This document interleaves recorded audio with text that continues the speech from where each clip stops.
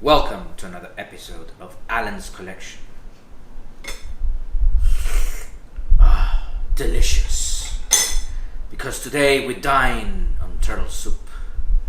I'm very pleased to present today the prime villain of the TMNT, the leader of the Foot Clan, Orokusaki, the Shredder. Let's begin!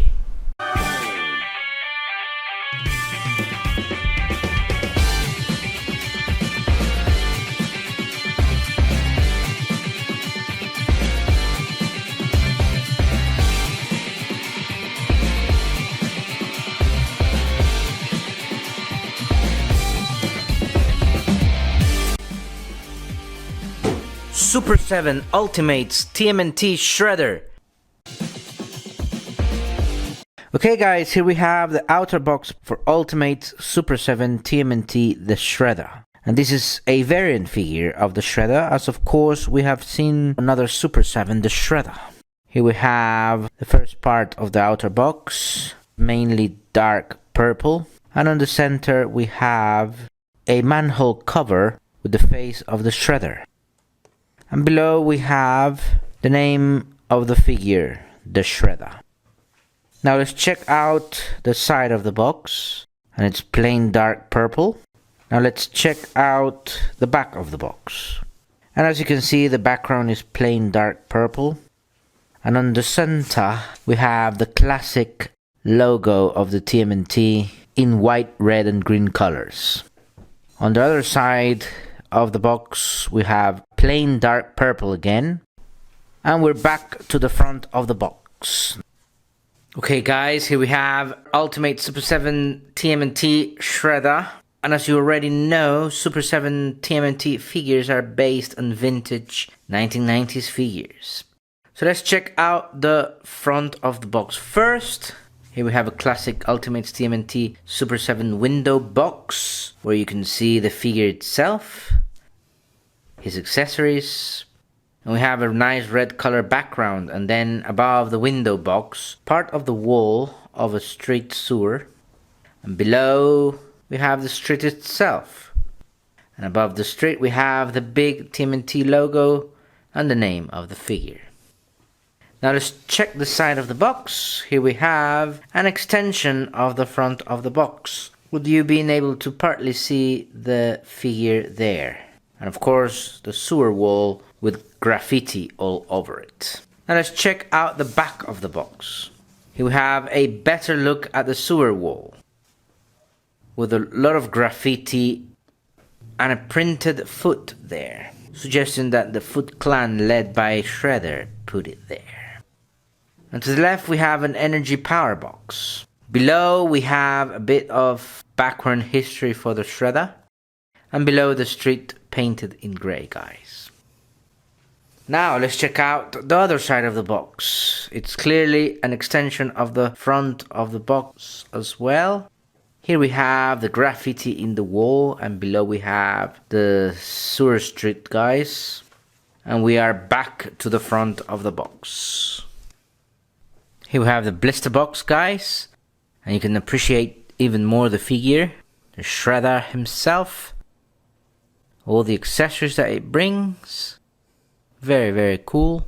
And even the alternative plastic cape, because the other cape is made of fabric, as you can see. Okay guys, here we have Shredder in his vanilla pose. The most popular evil guy of the TMNT franchise is undisputedly the Shredder himself. So without further ado, let's check this figure out. As you can see, he has a shirtless torso. You can see his well-defined six-pack. I very much appreciate the skin tones here, with a pink and a little bit of wash application. Also, the arms are proportionate to the torso. You can also see the very well sculpted muscles. And on the shoulders you can see his classic silver shoulder guards. As you can see, his forearm is wrapped up in purple drapes with silver razor blades. Very nice. On the waist he has this very cool and imposing black obi belt. Also his pants are black, and on the shin level he has silver razor guards. to both protect his shins and to inflict pain when kicking a turtle in the face, guys.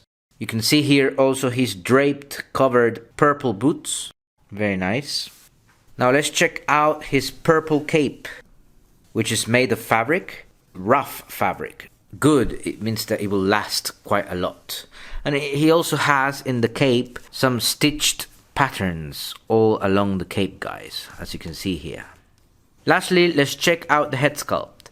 It's a nicely sculpted silver helmet, the Kuro Caputo, with the patterns there, and also at the face level he has his mouth covered with part of the helmet. And it seems that he has a black mask where you can only see his eyes. He is a very cool but terrifying villain. Okay guys, let's check out the articulation. Okay guys, it's time to check out the articulation for the Shredder. Let's start with the head. As you can see, the head moves down a bit and the head moves up just a bit. You can turn the head to the left and you can turn the head to the right. Now let's check out the torso articulation. The torso doesn't move up or down, forward or backwards, but it can move left and it can move right very nicely. Now let's check out the arms articulation. Arm moves forward and the arm moves backwards and the arm moves out just a tiny bit. Now we do have bicep cut there, so you can rotate the bicep 360 degrees. Next we have a single jointed elbow articulation. The elbow can flex like this. Now let's check out the hand articulation. You can move the hand up and down, and you can rotate the wrist like this very nicely. Now let's check out the leg articulation. The leg moves forward and the leg can also move out very nicely. And the leg can move backwards. Barely, guys, barely. Now, checking out the knee, Shredder has a single jointed knee which can bend like this very nicely. Finally, the leader of the foot does have foot articulation and the foot moves up. And as you can see, the foot moves down. It does have a bit of a rocker there. You can move sideways the foot. And that's it for Shredder's articulation, guys. Now let's check out the accessories. Hey guys, here we have the accessories for the Shredder. First we have an extra plastic purple cape, which is the alternate cape for the soft goods cape. It has got wrinkles all over it. It is nicely sculpted, but I do prefer the soft goods cape.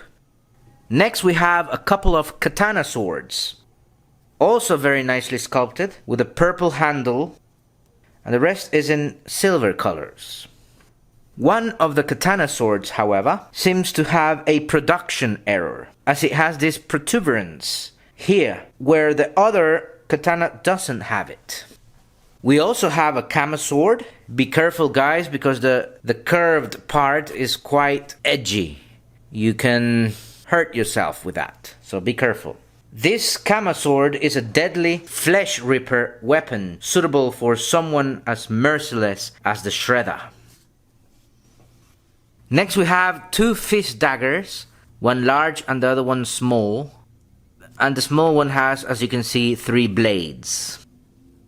Then we have a couple of shurikens, or throwing stars, a stealth weapon used by ninjas or highly trained killers such as Orokusaki. Then we have here the alternate silver head without the black eye mask, which the other one has. This alternate head is very nicely sculpted. I will have a very big debate deciding which head I will display my figure with. Next we have the mutagen canister. Shredder always having this nearby to see who is the next victim. Lastly we have the alternate hands. Here we have the fist hands, and you can see a purple drape wrap around the hand, which connects with the forearm as well. And then we have the relaxed hands, guys. Okay, guys, that's it for the accessories. Okay, guys, here we have the Shredder, the leader of the Foot Clan. Of course, he was the main villain of the cartoon series of 1987, though he has appeared in many other TV series and movies. Oroku Saki is his original name. A member of the Foot Clan, a Japanese ninja dynasty founded by an ancient ancestor of Hamato Yoshi. And of course, Oroku Saki came to view Hamato Yoshi as a rival, and jealous of Yoshi's leadership, Saki concocted a plan to usurp him. And since then, he became the evil Shredder. He joined forces with the Krang.